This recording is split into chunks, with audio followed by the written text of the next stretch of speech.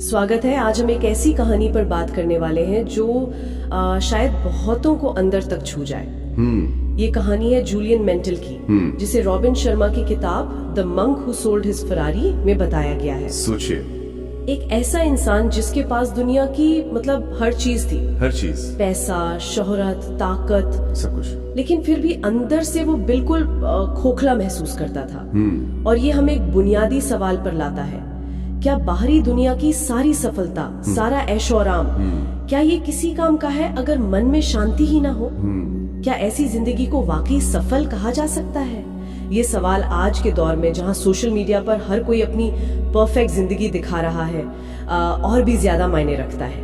बिल्कुल। ये कहानी इसी द्वंद्व को, इसी कश्मकश को सामने लाती है। जूलियन मेंटल की जिंदगी एक चरम उदाहरण है कि कैसे बाहरी चमक दमक के पीछे एक गहरा खालीपन छिपा हो सकता है।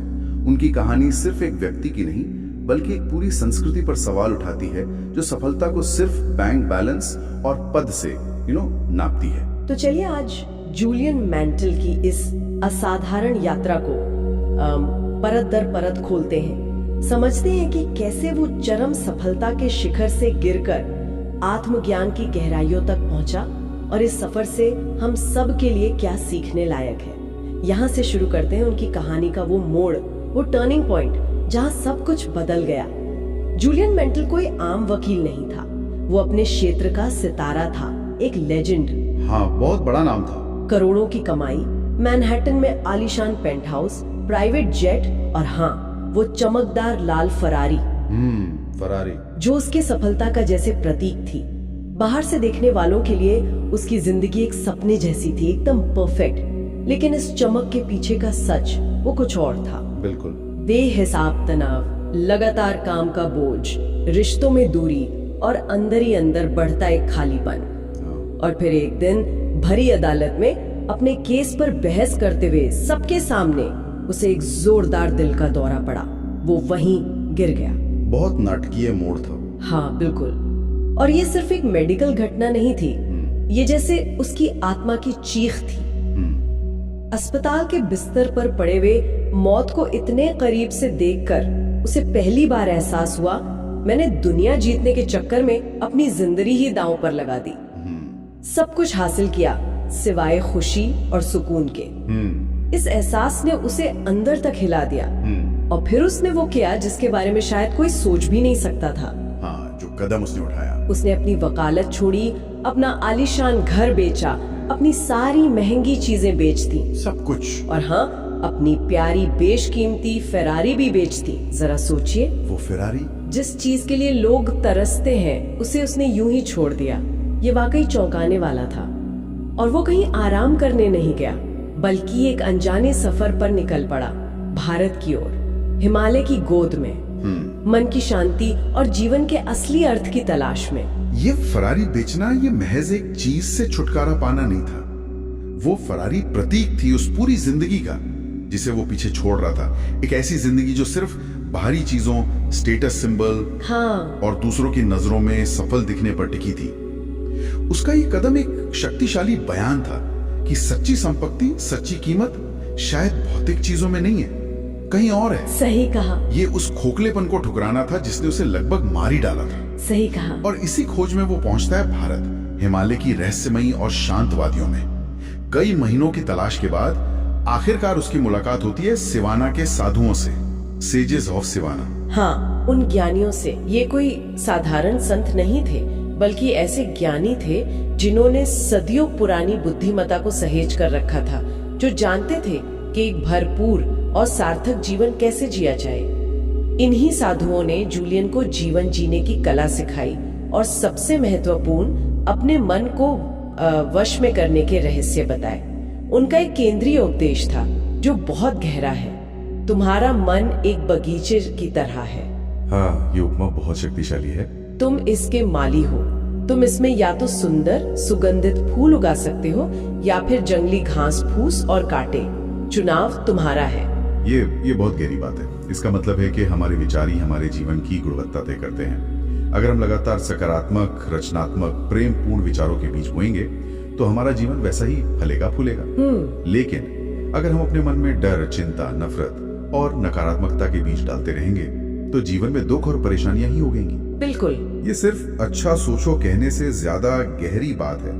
ये अपने मानसिक बगीचे की सक्रिय देखभाल करने की जिम्मेदारी लेने की बात है। हाँ, एक तरह से एक्टिव गार्डनिंग। बिल्कुल।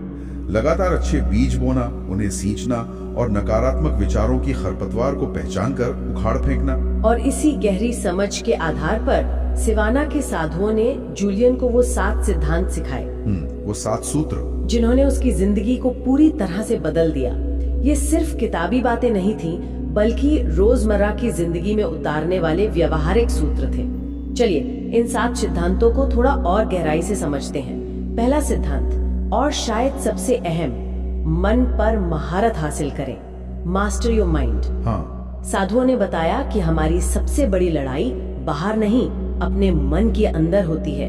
उन्होंने जूलियन को सिखाया कि कैसे रोजाना कुछ समय निकालकर, चाहे सिर्फ 10-15 मिनट ही क्यों ना हो, पूरी शांति से बैठना है, ध्यान करना है। मेडिटेशन। बिल्कुल। विचारों को रोकना नहीं, बल्कि उन्हें एक दर्शक की तरह देखना सीखना है, उन्हें समझना है और धीरे धीरे नकारात्मक विचारों को सकारात्मक विचारों से बदलना है। जरा सोचिए, जूलियन जैसा हाई प्रोफाइल वकील जिसका दिमाग 24 घंटे केस और दलीलों में उलझा रहता था, हाँ, उसके लिए कितना मुश्किल रहा होगा। उसके लिए ये कितना बड़ा बदलाव रहा होगा। बिल्कुल। और ये सिद्धांत बाकी सभी का आधार इसलिए है क्योंकि अगर हमारा मन ही शांत और केंद्रित नहीं है, हाँ। अगर वो लगातार भटक रहा है या नकारात्मकता में डूबा हुआ है, तो हम जीवन के किसी और पहलू को कैसे सुधार सकते हैं। आज की भागदौड़ भरी जिंदगी में जहाँ हर तरफ से ध्यान भटकाने वाली चीजें हैं, अपने मन पर नियंत्रण पाना पहले से कहीं ज्यादा मुश्किल और जरूरी भी। और कहीं ज्यादा जरूरी हो गया है।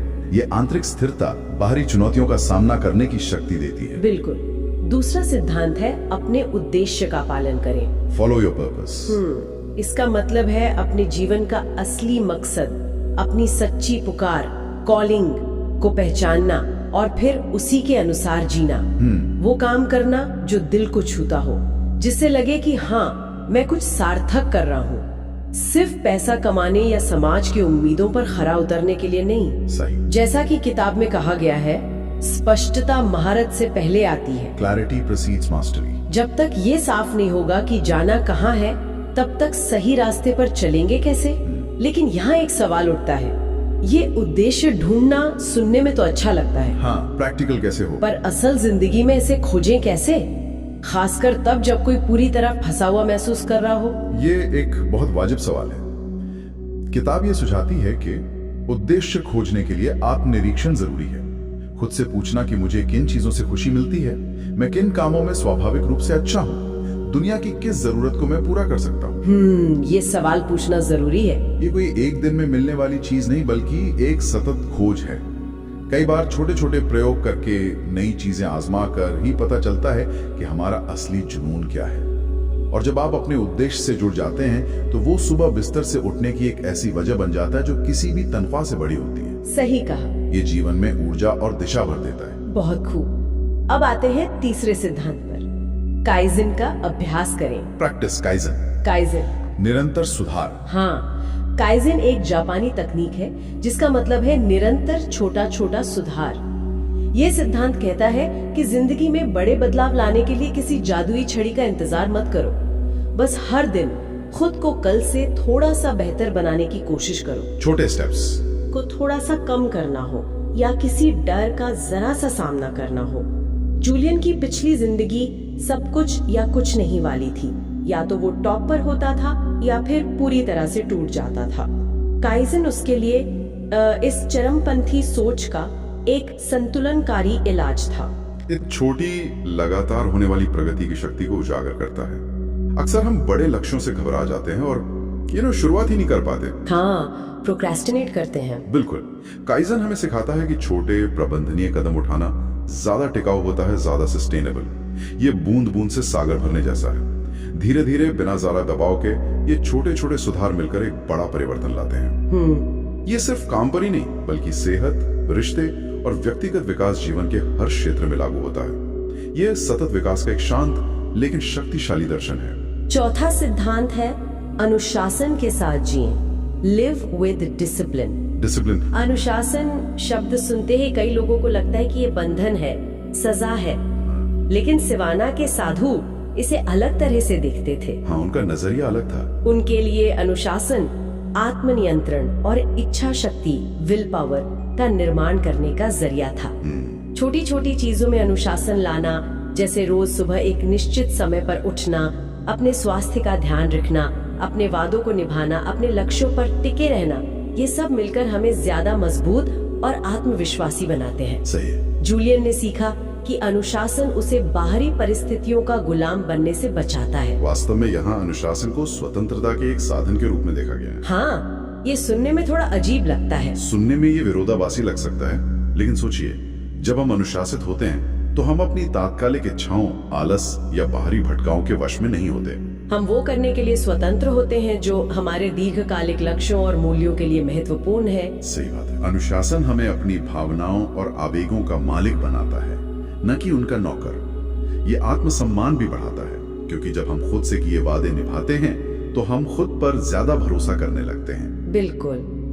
पांचवा सिद्धांत, जो आज के समय में शायद सबसे ज्यादा प्रासंगिक है, अपने समय का सम्मान करें। Respect your time. Time management बहुत जरूरी। साधुओं ने जूलियन को समझाया कि समय ही जीवन है। ये एकमात्र ऐसी चीज है जो सीमित है और जिसे एक बार खो देने पर वापस नहीं पाया जा सकता।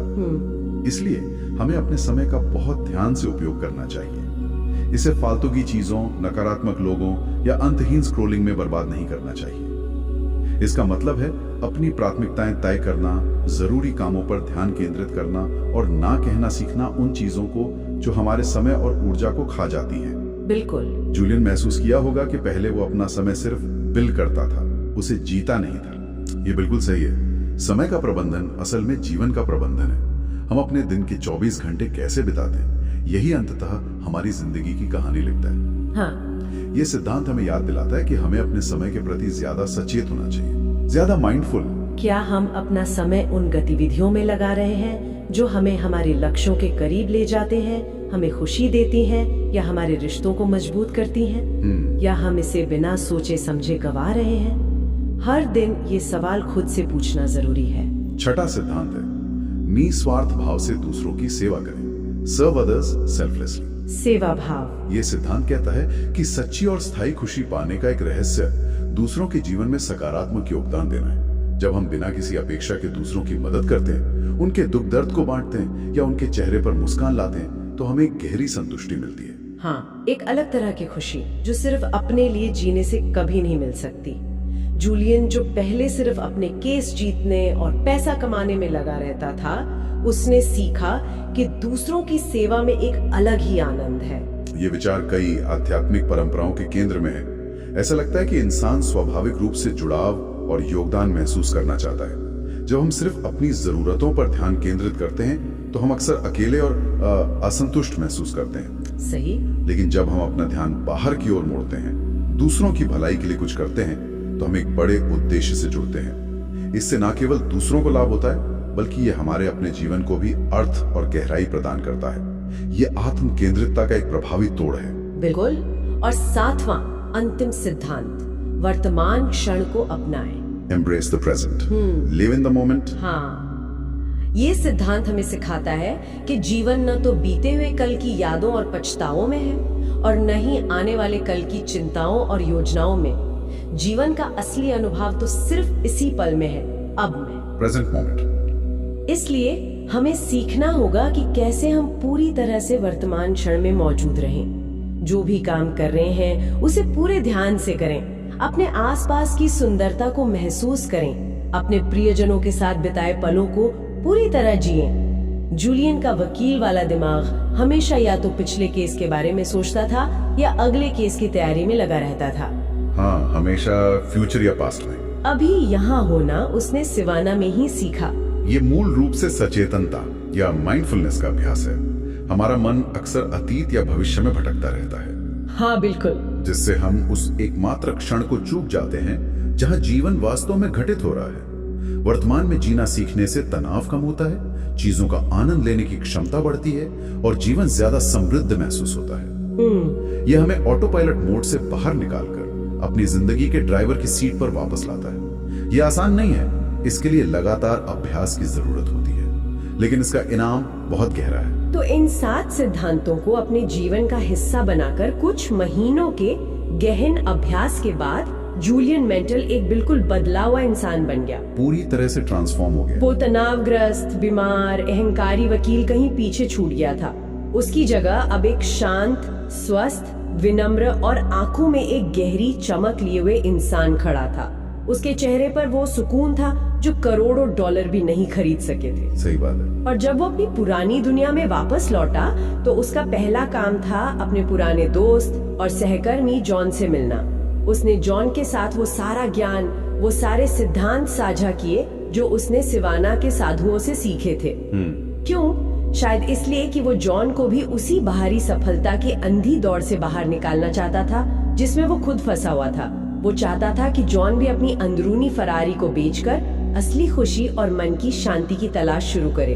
तो इस पूरी कहानी का निचोड़ क्या निकलता है? ये कहानी सबसे पहले तो ये दिखाती है कि गहरा आंतरिक परिवर्तन संभव है, चाहे हालात कितने भी बिगड़े हुए क्यों न लगे।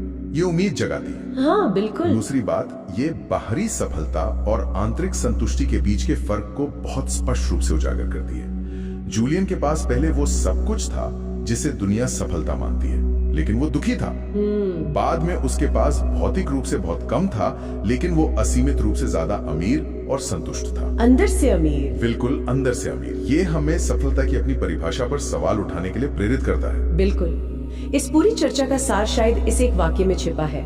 जीवन ज्यादा चीजें इकट्ठा करने के बारे में नहीं है, बल्कि अपने आप में ज्यादा बनने के बारे में। ज्यादा बनना। हाँ, ज्यादा शांत, ज्यादा दयालु, ज्यादा जागरूक, ज्यादा जीवंत। असली प्रगति बाहर नहीं, भीतर होती है। और जैसा कि इस कहानी का एक और शक्तिशाली संदेश है, जीवन का उद्देश्य है एक उद्देश्यपूर्ण जीवन जीना।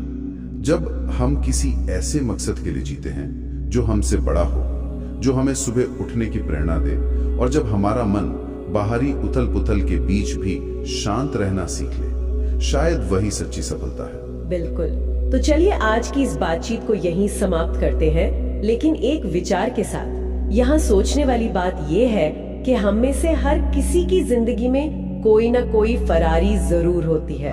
कोई बाहरी चीज, कोई स्टेटस सिंबल, कोई ऐसी दौड़। हाँ, कोई ना कोई अटैचमेंट जिसमें हम शायद इसलिए भाग रहे हैं क्योंकि दुनिया भाग रही है। सवाल ये है कि क्या हम अपनी उस फरारी के पीछे भागते रहेंगे या कभी रुककर अपने मन की शांति और जीवन के असली उद्देश्य को खोजने की हिम्मत करेंगे? बहुत जरूरी सवाल है। इस पर विचार जरूर किया जा सकता है।